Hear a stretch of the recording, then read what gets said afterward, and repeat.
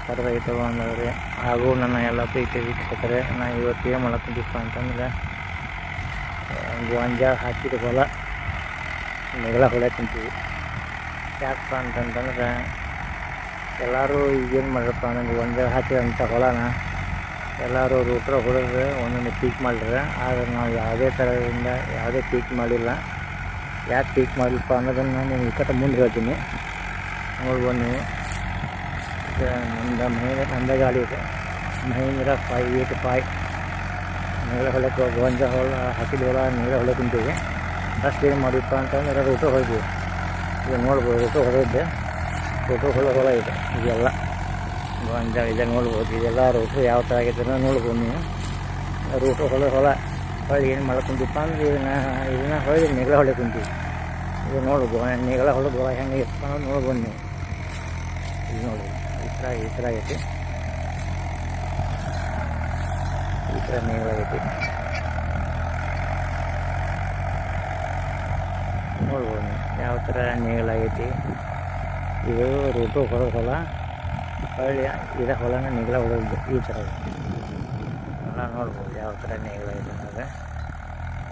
ಯಾಕೆ ಪೀಕ್ ಮಾಡಿಪ್ಪ ಅಂತಂದ್ರೆ ಈಗ ಎರಡನೇ ಪೀಕ್ ಮಾಡ್ಬೇಕಪ್ಪ ಅಂತಂತಂದ್ರೆ ನಮ್ಮಲ್ಲಿ ಅಂದ್ರೆ ನಮ್ಮದು ನರಸಾಪುರ ಗ್ರಾಮ, ಗದಗ ಜಿಲ್ಲೆ, ಗದಗ ತಾಲೂಕು, ನರಸಾಪುರ ಗ್ರಾಮ. ನಮ್ಮಲ್ಲಿ ಭಾಗದಾಗ ಏನಕ್ಕಪ್ಪ ಅಂತಂದ್ರೆ ಎಸ್ಪೆಷಲಿ ಗೋಂಜಾಳ ಹಾಕಿ ಹೊಲ ಮಾತ್ರ ಎರಡನೇ ಪೀಕ್ ಮಾಡ್ತೀವಲ್ಲ, ಅದು ಅಷ್ಟು ಕಷ್ಟ ಬರ್ತೈತೆ. ನಾವು ಏನು ಖರ್ಚು ಮಾಡ್ತೀವಿ ಅಂದರೆ ಬೀಜಕ್ಕೆ, ಗೊಬ್ಬರಕ್ಕೆ, ಆಳಿಗೆ ಹೋಳಿಗೆ ಏನು ಖರ್ಚು ಮಾಡ್ತೀವಲ್ಲ, ಡೀಸೆಲ್ ಅದೆಲ್ಲ ಬರ್ತವೆ. ನಾವು ಒಟ್ಟು ಸರಿಯಾಗಿ ಒಟ್ಟು ಇನ್ನೊಂದು ಮಳೆ ಅದ್ರ ಮ್ಯಾಗ ಮಳೆ ಬಿತ್ತಿದ ಮ್ಯಾಗ ಒಂದು ಮಳೆ ಆದ್ರೆ ಬರ್ತವೆ. ಇಲ್ಲತ್ತಪ್ಪ ಅಂತಂದ್ರೆ ನೀರು ಹಾಸ್ಬೇಕು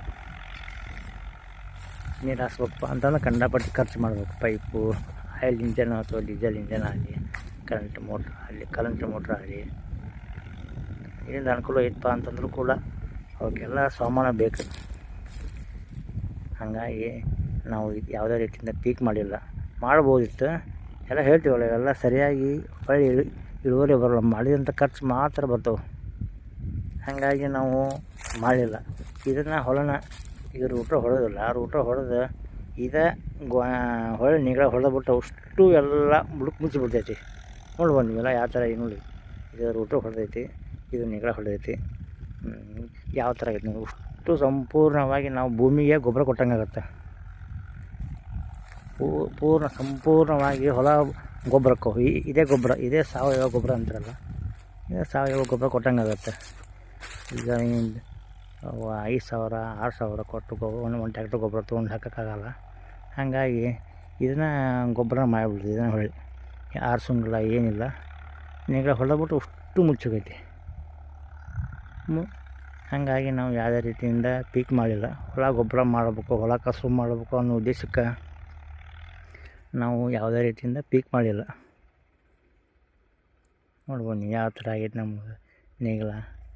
ರೂಟ್ರ್ ಯಾವ ಥರ ಹೊಡೆದಾರ, ರೂಟ್ರ್ ಹೊಡೆದು ನೋಡಿರಿ, ಹೊಳ್ಳಿ ನೆಗಳ ಹೊಡೆದು ನೋಡಿರಿ ಯಾವ ಥರ ಆಗೈತೆ ಅನ್ನೋದು ನೋಡ್ಬೋದು ನೀವೆಲ್ಲ.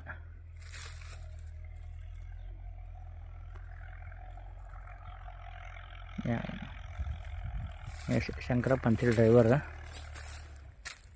ಅವರ ನೆಗಳ ಹೊಡ್ಯಾಕೆ ಕುಂತಾರೆ. ಇದು ಒಂದು ಕೂರು ಹೊಲ ಇದೆ. ಇದಕ್ಕೆ ಗೋಂಜಾಳ ಹಾಕಿದ್ವಿ. ಇದಕ್ಕೆ ಗೋಂಜಾಳ ಎಷ್ಟಾಗಪ್ಪ ಅಂತಂದ್ರೆ ಒಂದು 75 ಕ್ವಿಂಟಲ್ ಗೋಂಜಾಳ ಆಗ್ಯಾವ ಈ ಒಂದು ಕೂರು ಹೊಲಕ್ಕೆ. ಯಾಕೆ ಕಡಿಮೆ ಆಗ್ಯಾವು, ಯಾಕೆ ಕಡಿಮೆ ಆಗ್ಯಪ್ಪ ಅಂತಂದ್ರೆ ಹೋದ ವರ್ಷ ಹಾಕಿದ್ವಿ ಇದೇ ಹೊಲಕ್ಕೆ. ಇದೇ ಹೊಲಕ್ಕೆ ಹಾಕಿದ್ವಿ ಗೋಂಜಾಳ. ಹಾಗಾಗಿ ಈ ವರ್ಷ ಕಡಿಮೆ ಆಗ್ಯವು. ಹೋದ ವರ್ಷ ಈ ವರ್ಷ 75 ಕ್ವಿಂಟಲ್ ಆಗ್ಯಾವು. ಹೋದ ವರ್ಷ ಇದೇ ಹೊಲನ ಒಂದು ಕೂರು ಹೊಲಕ್ಕೆ 90 ಕ್ವಿಂಟಲ್ ಆಗಿತ್ತು. 90 ಕ್ವಿಂಟಲ್ ಗೋಂಜಾಳ ಆಗಿತ್ತು ಇದೇ ಹೊಲನ ಹೋದ ವರ್ಷ. ಈ ವರ್ಷ ಏನೈತಿ ಕಡಿಮೆ ಆಯ್ತು ಈ ವರ್ಷ.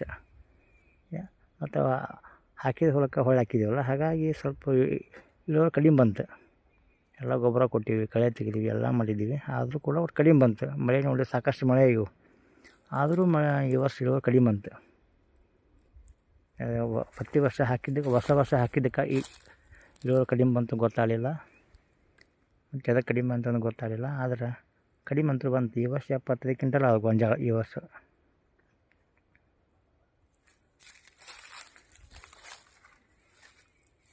ನೋಡಿ ಬನ್ನಿ ಯಾವ ಥರ ಆಗೈತಿ ನೇಗಿಲ, ಯಾವ ಥರ ರೂಟ್ರ್ ಹೊಡೆದಾರ ನೋಡ್ಬೋದು. ಬಟ್ ಅಲ್ಲಿ ಶಂಕರಪ್ಪನ ಹೋಗಿ ಸ್ವಲ್ಪ ಅವರಿಂದ ಒಂದು 4 ಅನಿಸಿಕೆ ಕೇಳೋಣ, ಅವರಿಂದ ಅವ್ರ ಬಾಯಿಂದ ಏನು ಬರ್ತಾ ಕೇಳೋಣ ಅವ್ರನ್ನ. ಬನ್ನಿ. ಶಂಕರಪ್ಪ ಡ್ರೈವರು ಈ ಥರ ಆಗುತ್ತೆ ನೇಗಿಲ.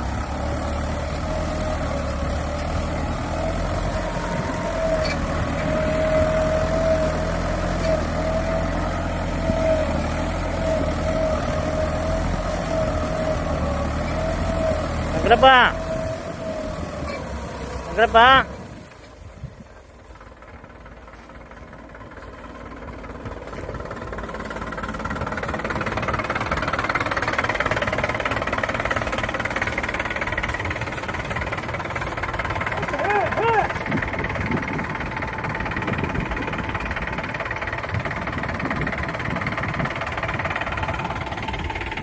ಈ ಥರ ಆಗೈತೆ ನೋಡಿ ಹೊಲದ ನೇಗಿಲ.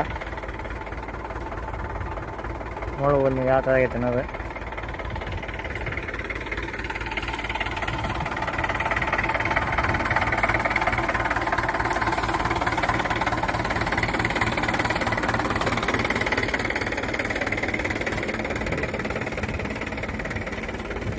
ಇವರು ಶಂಕರಪ್ಪ ಅಂತೇಳಿ ನಮ್ಮ ಗಾಡಿ ಇದೆ, ನೀರು ಒಳಗೆ ಕುಂತಾರೆ ಇವ್ರ. ಶಂಕರಪ್ಪ ನಿಮ್ದು ಊರು ಯಾವಪ್ಪ? ಪೇಟಾಳೂರು. ಎಲ್ಲ ಗಾಡಿ ಹೊಡಿತೀರಿ ನೀವು? ಹೌದಲ್ಲ, ಎಲ್ಲ ಈಗ ಮಹೇಂದ್ರ ಒಟ್ಟು ಟ್ಯಾಕ್ಟ್ರಿ ಎಲ್ಲ ಟೈಪ್ ಟ್ಯಾಕ್ಟ್ರಿ ಹೊಡಿತೀರಿ? ನೇಗಿಲ ಪಾಗಲ ಬಿತ್ತೋದು ಎಲ್ಲ ಮಾಡ್ತೀರಿ? ಎಲ್ಲ ಮಾಡ್ತೀರಿ? ಅಕಸ್ಮಾತ್ ಯಾರಿಗಾರ ಒಮ್ಮೊಮ್ಮೆ ಡ್ರೈವರ್ ಯಾರು ಸಿಗ್ಲಿಕ್ಕಪ್ಪ ಅಂತಂದ್ರೆ ಇವ್ರು ಕರ್ಕೊಂಡು ಒಳ್ಳೆ ರೀತಿಯಿಂದ ಬಾಳೆ ಮಾಡ್ತಾರೆ. ಇವ್ರು ಕಾಂಟ್ಯಾಕ್ಟ್ ಮಾಡ್ಬೋದು. ಶಂಕರಪ್ಪ ನಿಮ್ಮ ನಂಬರ್ ಹೇಳಪ್ಪ ಒಟ್ಟು. 7026213730. ನಿಮ್ಮೂರು ಯಾವಪ್ಪ? ಬೇಟಾಳೂರು. ಇಲ್ಲೇ ನರಸಾಪುರಕ್ಕೆ ಬಂದಿರಿ ಈಗ?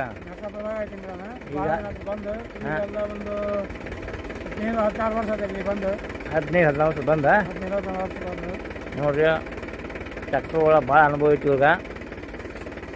ಅಕಸ್ಮಾತ್ ಯಾರಿಗಾರ ಒಂದೊಂದು ದಿವಸ ಅದಕ್ಕೆ ಕಾಯಂ ಸಿಗೋದಿಲ್ಲ, ಏನೋ ಒಂದೊಂದು ದಿವಸ ಏನು ಹರಕತ್ತ ಆದಾಗ ಇವ್ರು ಸಂಪರ್ಕ ಮಾಡ್ಬೋದು. ಬಿತ್ತೋದು ಮಾಡ್ತಾರೆ, ನೇಗಿಲ ಹೊಡಿತಾರೆ, ಹರಗೋದು ಮಾಡ್ತಾರೆ.